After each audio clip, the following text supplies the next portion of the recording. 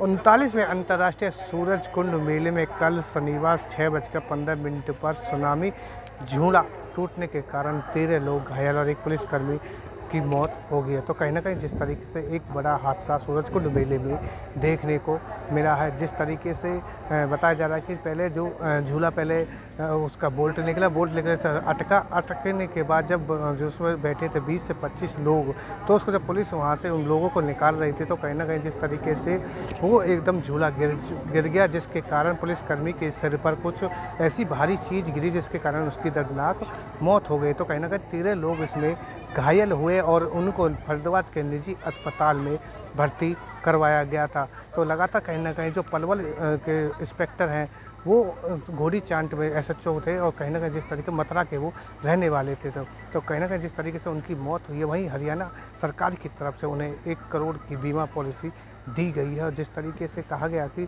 कहीं ना कहीं जिस तरीके से सूरज कुंड मेले का जो दर्दनाक जो हादसा हुआ है, तो कहीं ना कहीं एक बड़ा सवाल मेला प्रबंधक पर खड़ा होता दिखाई दे रहा है। जिस तरीके से लापरवाही इसमें देखने को मिली है, तो कहीं ना कहीं जिस तरीके से वहीं पुलिस कर्मियों एफआईआर दर्ज कर दी गई है। मेला कॉन्ट्रैक्टर और 3 लोगों के खिलाफ इसमें एफआईआर दर्ज हुई है। तो लगातार कहीं ना कहीं जब डीसी इस विक्रम सिंह और डीसी आयुष सिन्हा यहाँ पर मौके पर पहुँचे तो वहीं लगातार उनसे बातचीत की। उन्होंने साफ तौर पर कहा कि एसआईटी की जो जांच है वो गठित कर दी गई है। इसमें जांच का जांच इसमें विषय बनता जा रहा है। और कहीं ना कहीं जिस तरीके से ये हादसा हुआ है उसकी जांच हम कर रहे हैं, किस कारण ये हादसा हुआ, क्या कारण था झूला टूटने को लेकर। तो 13 साथी टोटल, इंस्पेक्टर जगदीश जी और 9 हमारे साथियों को सुप्रीम हॉस्पिटल लेके गए और 4 जो हैं वो बीके हॉस्पिटल।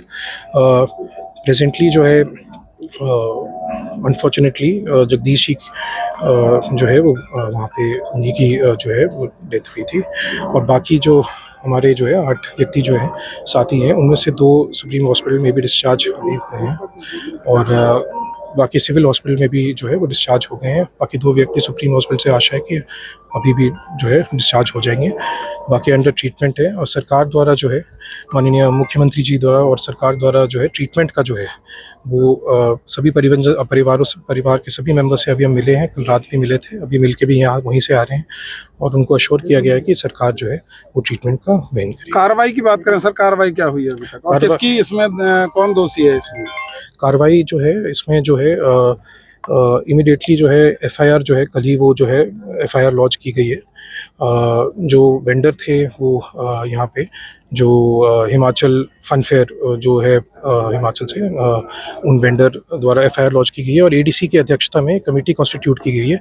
इसमें एक्सपर्ट मेंबर भी लिए गए हैं, डीसीपी जो नोडल पुलिस ऑफिसर थे उनको भी इंक्लूड किया गया है और साथ में जो मैकेनिकल डिपार्टमेंट के एचओडी हैं वाईएमसी उनको भी इंक्लूड किया गया एज एक्सपर्ट मेंबर और 2 एग्जन भी लिए गए हैं मैकेनिकल डिवीजन से और जो है इलेक्ट्रिकल से। सर, पुलिस की जो प्राइम इन्वेस्टिगेशन हुई है अभी तक की, उसमें ये सामने आया है कि सुरक्षा जो मानक थे उनका पालन नहीं किया जा रहा था। तो आप लोगों की जो कमेटी थी जो इन चीजों को रोजाना रूटीन में चेक करती थी, इंस्पेक्शन जो टीम थी, उन्होंने क्या किया सर जब पुलिस की जांच में इस तरह की बात सामने आई?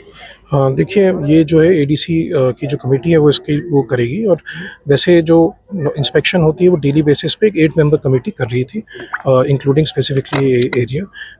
अनफॉर्चुनेटली जो अलेज्ड जो मैकेनिकल फेलियर जो हुआ है, इस तरह से इंसिडेंट हुई है, तो उसमें फर्दर जो रिस्पॉन्सिबिलिटी है चाहे वो वेंडर की हो, ऑफिशियल की हो, कमेटी मेंबर जो भी है, वो एक बार एडीसी साहब की कमेटी द्वारा जो है वो 600 सीसीटीवी के यहाँ पर सुरक्षा के मद्देनजर लगाए गए थे।